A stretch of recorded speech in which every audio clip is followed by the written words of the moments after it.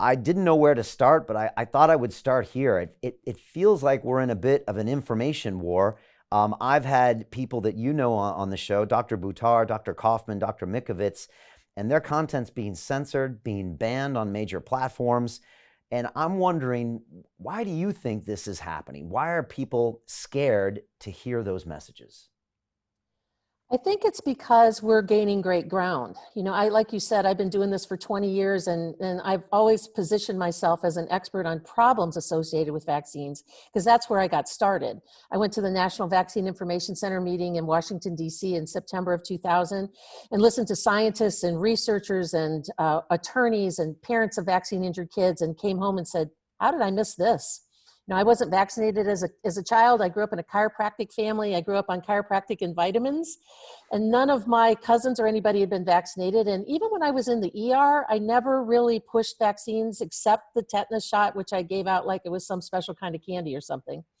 And now I think that we've been trying to educate people for a long time. And I've been at it 20 years. I think I've been at it longer than almost anybody out there. There's a few that were my mentors that were around, but in terms of being a physician and staying the course on problems with vaccines for the last 2 decades, I think my message is starting to get out. And we operate from the principle on all of our electronic platforms where we give educational courses. They're all based off of the parable of the sower in the Bible. And for those that may not know, it's about the parable, the farmer sows seeds, and some fall in rocky soil, some get scorched, some get eaten by the birds, and 1 in 4, so 25% falls onto good soil and then starts to grow and bear fruit.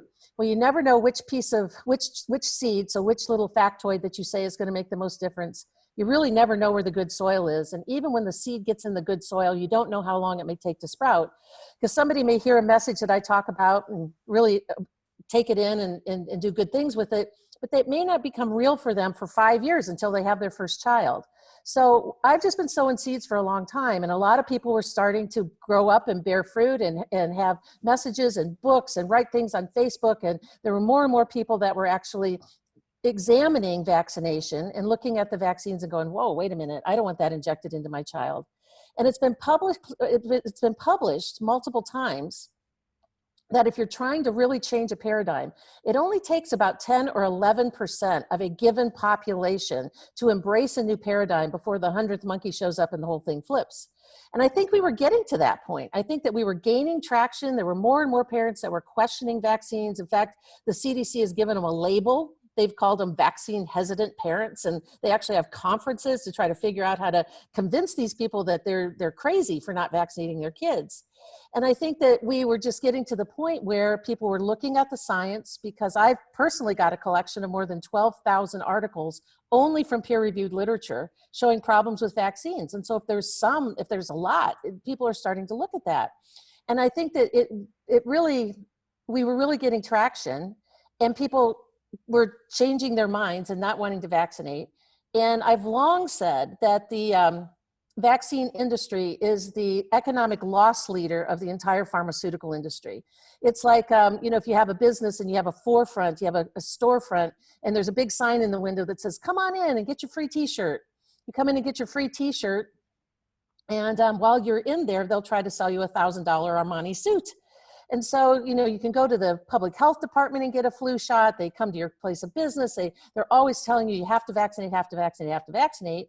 And when these kids, adolescents and adults have injuries, then they become customers for life of the pharmaceutical industry, as the pharmaceutical industry has to give them drugs to manage the symptoms that they get or the disease conditions that they get from vaccines.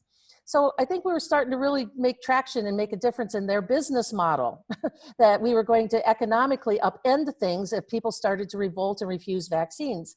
And so they have to smash down the message. And they're at the point now where we've made so much inroads in terms of science, in terms of activism, in terms of politics and politicians, that in my opinion, the only thing that they really have left is character assassination, mudslinging, and name calling to try and to shut us down on social media platforms so that we can no longer get our message out. And I think it's because we were starting to get traction. I think that parents were listening, and I think that they were afraid that we were going to, at the end of the day, upset their business model.